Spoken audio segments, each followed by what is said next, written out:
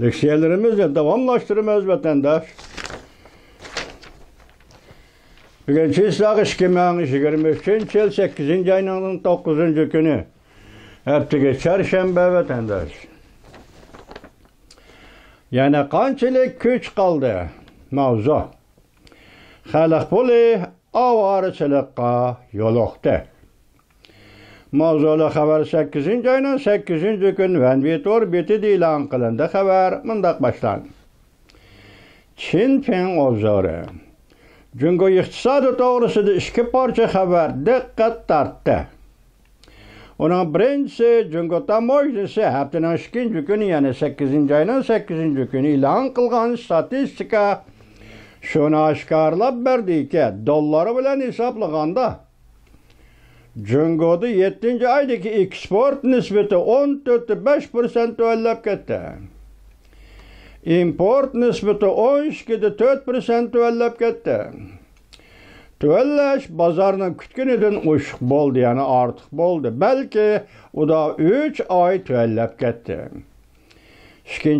İkinci parça haberi şu boldu ki Cungo Devletlik Privat Başkuruş İdaresi ötken hafta ilan kılgan statistika aşkar edildi ki ikinci pesilde chet elden selingan bevastı meblağ abdi ay tüellep kitip 49 milyar dolarga mı yetmedi. Birinci aydan 3. ay için nisbetki seliştirganda 205 milyar dolar.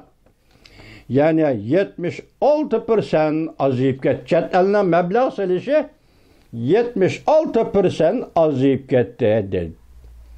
Ötken yılgı seliştirganda chet elinden Cungo'ga meblağ selişi 87% azlap ketdi.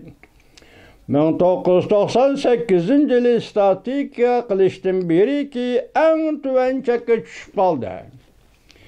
Adetlikçe etkanda Cungo erişidigan bevasıt el meblağı her bir pesilde 100 milyar dolar etrafını bulattı.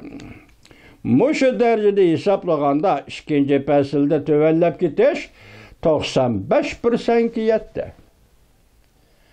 Demek muşu % yetkende chet el şirketleri, chet el karxanaları, şundaqla chet el maliye guruhi yoki chet el xalqaro meblag selish guruhi deganlarning hammasi 95% deganingizda bugun Jungoga meblag selishni to'xtatdi.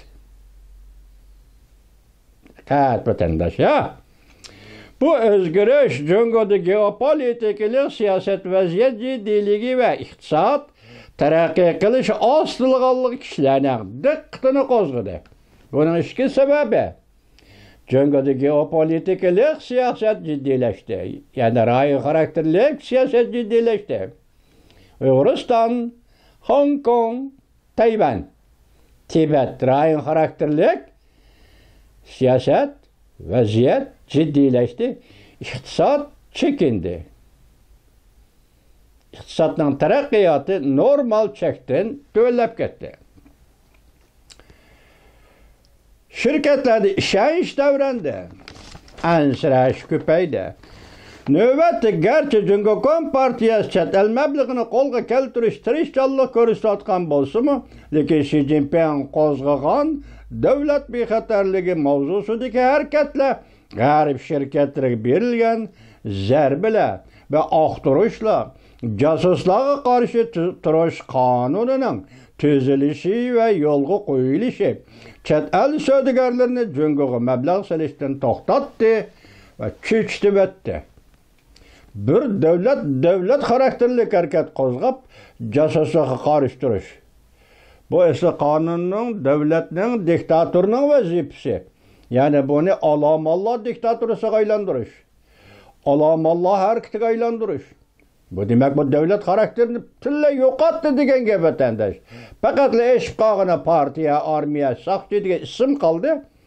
Emniyette devlet kanunu ve devlet gücünü alamallah diktatörüse aylandırıp casuslarga karıştırış.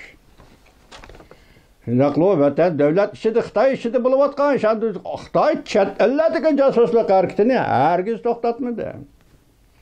Teheme küçeytti. Hazır bula grup buluşup, hücmeklişip, mezheplişip, bir rayonga mesela bir noktaga birleşip tuncan, birleşip noktasıga, Hayşan tuan yaki yurttaşlar noktasıga teşkili grupsıga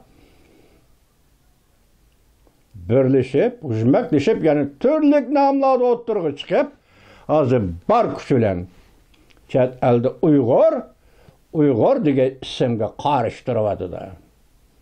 Kendiniz var vatandaş. Bu şunu biliyorsunuz. Ben ötken dedim casusluğun peşanesi belgisi yok. Kılıvatkan işini baha bəsil casusluk şeylerle çıkıp durur diye.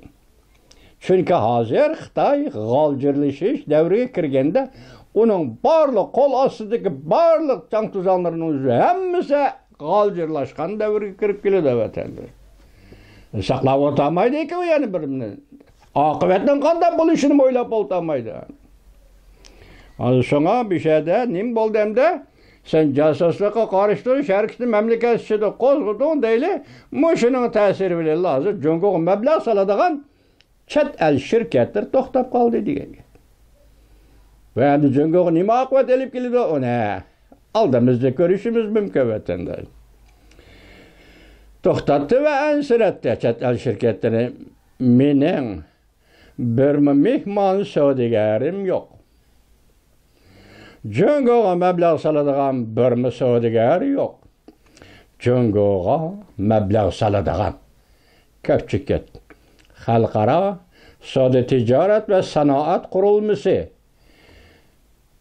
Bohit advokatla orne John Remig yok arkadaş görsetti. Eksportның yamallap gitişi ve çet el meblağının kemiyip gitişi. Şundaqlı Cungo hükümetinin berdaşlık berelmesligi. Xalq pulunun qimmatini tushishni tezlatdi. Haftaning 2 kuni Cungo tamoyilisi 7 aylık statistikasini e'lon qilgan shu kuni xalq pulini dollarga ayrıvaşlash 0,5% kemiyip ketishdan 7'de 236 yuanga yetdi yoki tushdi. Tünügüller dedim bu 7'de 2,24 idi. Yani 2,24 tiyin idi. Yani bugün 7'de 2,36 tiyin düştü ya görüldü. Bir geçide ayrıvaşlaş kımmeti xalq pulunun. Biz yakın bir yerim aylık ayrıvaşlaşqa nazar ağdıraylı. Keskinleşken köp boşlukta köreş kılış.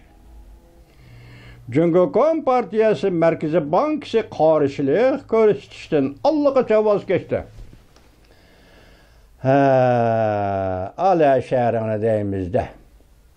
Dollarga xalq pulu ayrıvaşlaştın, köreş meydanıdan elişiştin Cungo hükümeti vazgeçti. Sebep nime? Gücü yetmedi. Vatandaş gücü yetmedi diyen.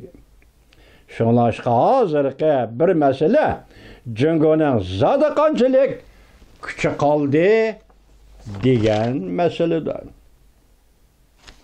Mavzu şundaq Cungo'nun yana qanchalik gücü kaldı. Şunlaşqa hazırki bir mesele iqtisad sahasida Cungo'nun zada qanchalik gücü kaldı. Şuna gapga vatandaş.